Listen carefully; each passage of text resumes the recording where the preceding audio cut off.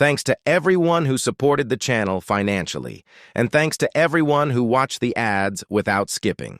And don't forget to like, subscribe, and write a comment. We want to reach 3,000 likes and 300 comments. Then Go Nam Cheol distanced himself with a serious look, and he said, "I'll make you regret imposing a penalty on yourself." However, he overlooked one fact. Even without equipment, each of Ryu Min's stats was nearing 300. Then Go Nam Cheol closed the distance as soon as it started. In the hands of the level 40 Blade Master was a sharp longsword. He was serious since it was a non-lethal duel. As the distance closed, he sequentially used 3 skills: Sword Chi, Swift Blade, Blade Dance. However, right after using the skills, Go Nam Cheol could only wear a dumbfounded expression because he clearly saw the opponent deflecting the blade with his palm.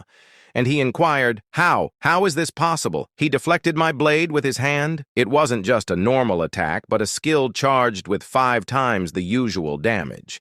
And deflecting the skill with his palm required precisely reading the trajectory of the blade and matching the exact speed, which was impossible. He said, "This can't be. It must be a fluke. If I try again, surely the outcome will be different." Despite what he saw, Go Nam Cheol swung his longsword again, unable to accept it. Yet, as if Ryu knew every path of his attacks, he deflected them with his hand. He said, "This is insane. How could one deflect a sword with bare hands? Even in movies, this is a hard move to pull." Then, a welcome notification appeared. Blade Dance cooldown is over. He shouted, "This time, try blocking this." Go Nam Cheol's sword danced once more, and his momentum was such that it seemed he would leave no flesh uncut. But all were deflected with the palm, leaving Go Nam Cheol with the same incredulous expression as before. To Ryu, this wasn't surprising at all, as bullet dodging is a piece of cake with agility at 300, and with the rune of foresight, blocking such swift attacks was not difficult. Ryu said to himself, "Mentally, he looks already crashed. Might as well finish this." Dodging the sword and delivering a body blow, the sound of ribs breaking was heard, but the pain was momentary. A message appeared. "The duel has ended. You win. Nickname Busan Warrior has lost," thus initiating the correction of dialect and recognition as a commander. As soon as the message appeared, it was as if time rewound, and the pain vanished. The broken ribs were back in place, as if nothing had happened. Though the wounds healed, the mental scars did not. Feeling a profound difference in their capabilities, Go Nam Cheol hung his head in defeat and said, "I lost. As promised, I'll recognize you as the commander and correct my dialect." Ryu said, "Good. I appreciate your acknowledgement." Then Ryu let out a smile, turning to the other squad members. All of them had their mouths agape, still processing the duel they had witnessed. And one inquired, "Did I just see that right? He deflected all attacks with his hand?" Another, "Insane. Is this the might of the black scythe we've heard about? And how could he not have a single scratch on him?" Another said, "He didn't even wear any items and fought barehanded, and he's this powerful? Is this what being level 89 means?" They internally marveled at the unbelievable feat of strength, but their moment of awe was brief, and our Ryu inquired, "Hey, the one who said it'd be nice to have popcorn?" He inquired. "Yes? Me, you mean?" Ryu replied, "Yes, come closer. It's your turn to duel." He said, "No thank you. Seeing your overwhelming power, it's clear you're the Black Scythe."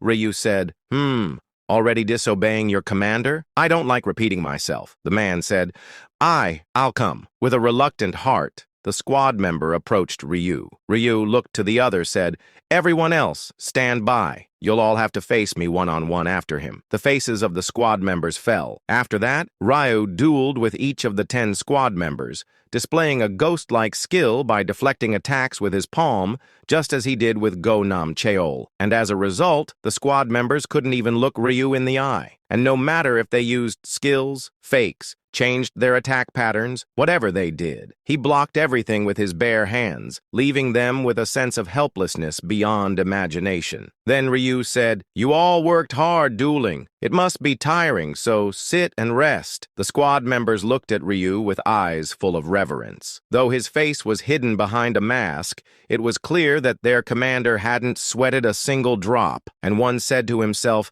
"He's a monster, really. Even without items, We stood no chance, and the #1 rank is truly beyond reach. Then Ryu asked, since I won the duels, you all recognize me as the Black Scythe, right? I suppose this proves my qualification as a commander? They replied, yes. Although they acknowledged him, he still dampened their spirits and earned their resentment in the process. But it was too early for resentment. And Ryu added, now everyone, sit and listen to what I have to say. Starting with Go-Nam Cheol. He inquired, me? Ryu said, movement, judgment, momentum, everything is good, but your skill utilization is lacking. Blade Master's skills aren't meant to be used that way. You applied Sword Chi and Swift Blade buffs before using Blade Dance, but those buffs don't affect the skill. It only causes a delay in executing the skill. So you should have used Blade Dance first, or applied the buffs and waited for the right timing to use the skill. Personally, I recommend changing your attack pattern to the latter. Using Blade Dance when retrieving the sword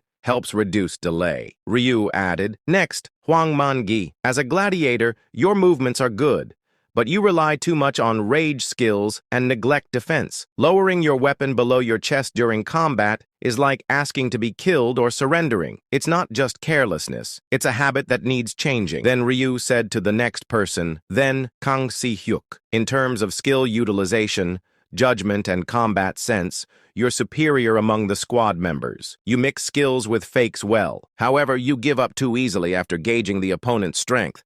I understand, but I wish you'd show more perseverance at least until you've tried. That's regrettable. Kang Si-hyuk responded sincerely, thank you. I will correct it. Meanwhile, the squad members were all stunned, and they said to themselves, he knew our names and jobs without us telling him? But that wasn't the surprising part. It was expected for the commander to know his squad members. What truly amazed them was something else, and one said to himself, he didn't duel just to assert dominance, but to provide feedback? Wasn't this all just to establish discipline? They hadn't expected the duels to carry such intentions. It felt like receiving an unexpected gift. At the same time, the squad members' perceptions shifted. Until a moment ago, their eyes showed loss and resentment. Now, they looked at him with admiration and fondness, and they realized the man known as the Black Scythe wasn't just about brute strength. Then Ryu said, this duel was to reflect on your shortcomings and learn. Well, looking at your faces, it seems there's no need to worry. Shall we then move on to theory lessons? They said, yes, Commander, please teach us. Ryu grinned and said,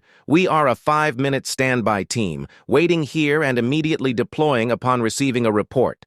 Our top priority is to quickly assess the situation and rescue citizens from threats. Despite it being evening, the eyes of the members attending the training shone brightly with enthusiasm. It was hard to believe that these were the same individuals who, just a moment ago, had looked at him with eyes full of resentment, now so engrossed in the training. Ryu added, criminal players mostly feel that they are special beings while simultaneously harboring the fear of whether they can survive the next round.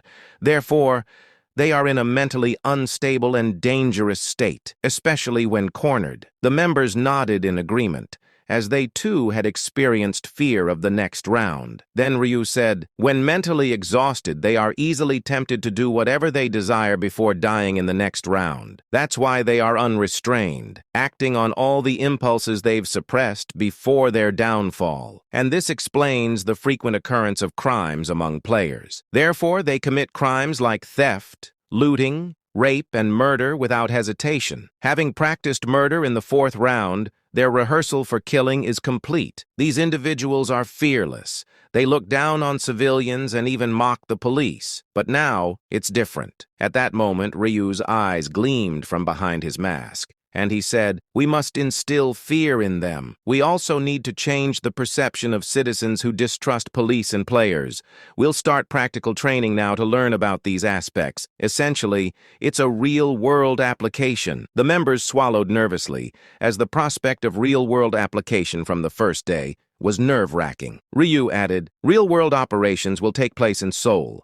According to statistics, most players' residences are concentrated in Seoul. Shall we check if there have been any reports received? Then Ryu turned on the radio he had previously turned off, and he turned the frequency to be ready to receive reports and checked the computer for any previously received reports. He said, "Lucky us. No reports have come in during the hours we've been training. Some might be disappointed about not getting a chance to practice, but it's best if no incidents occur. So let's resume the training." Just then, the previously quiet radio crackled to life, and an alarm sounded from the notification system installed inside the temporary gathering spot. Incident report, code 01, code 01, emergency bell report, from a convenience store in Songnai-dong. Please verify the exact location. Over.